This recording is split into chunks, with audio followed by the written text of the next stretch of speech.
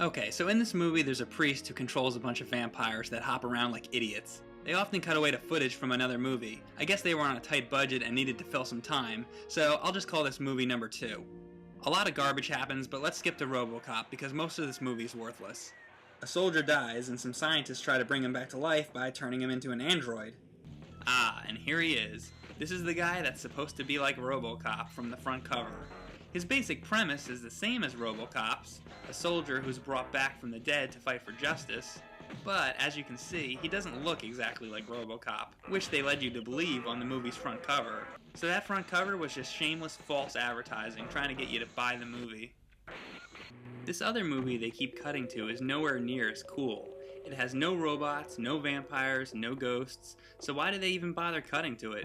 It'd be like if Steven Spielberg cut away to My Little Pony the movie in the middle of Raiders of the Lost Ark. My little pony, my little pony. Eventually the soldiers find the drugs inside of a crucifix and then try to go kill a priest. A normal, everyday priest, mind you, not to be confused with the vampire priest I mentioned earlier. So this poor priest is about to die when some blonde bitch barges in with a machine gun and starts shooting up the whole place. And then she jumps out of a window to reveal her terribly obvious stunt double. Look at that! Her stunt double isn't even a woman. Couldn't they have at least put a blonde wig on the stunt double instead of a short gray one? They weren't even trying. So now the priest is walking along some road with the drug dealers and he's ambushed by the narcotics officers. Once again, he calls upon his vampires to fight for him, but this time his super vampire has to face the Robo Warrior guy. Robo Man is shooting at the super vampire, but then he just disappears. That's one way to escape from a fight, just vanish into thin air. Maybe it would have made more sense if the super vampire turned into a bat and flew away like any other vampire, but that would have made sense, so that's obviously not happening. A little while later, the low-life drug dealer sets up a trap for our RoboCop rip-off android.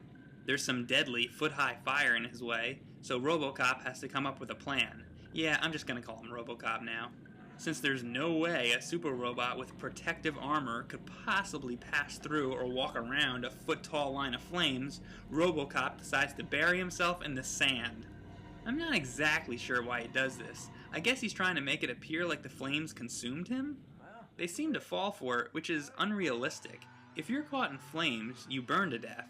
This is what it looks like if you burn in a fire. See? You don't slowly melt away like they show here. That would only be if you're standing in a pool of lava. Next, the vampires come to attack him. Ooh, watch the legs. The vampires knock away his gun. Don't worry about that though, because rip-off RoboCop was trained by Yoda. Watch out, that guy's got a bazooka! Well, look at that. RoboCop is dead.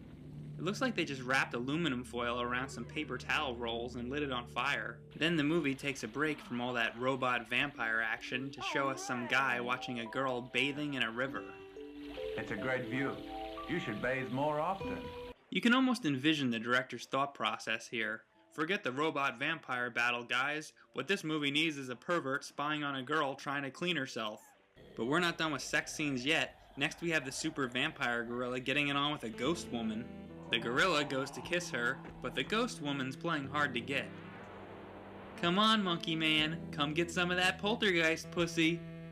Just then, RoboCop busts in ready to kill them both. They beg RoboCop to let them live. Don't kill us, we love each other.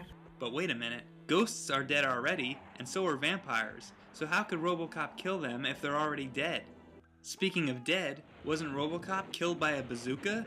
Now he's back? Whatever.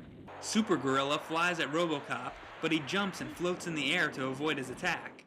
Wow, could the strings be any more apparent? Usually filmmakers use something relatively transparent, but these ropes look like telephone pole cables.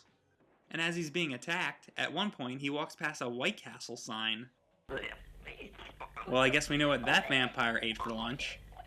The characters in this movie can't even walk normal. The vampires hop around like idiots, and RoboCop is slower than the second coming of Christ. So let's wrap this up. More vampires hop around. The gorilla vampire has trouble getting his bottle rockets to fire off. The ghost returns again and rips the priest's eyes out. Then RoboCop's gun suddenly becomes a flamethrower and burns the super vampire gorilla to death, and finally it says, the end. Robo Vampire. Well, you've just seen it for yourself. It's fucking awful. I love it.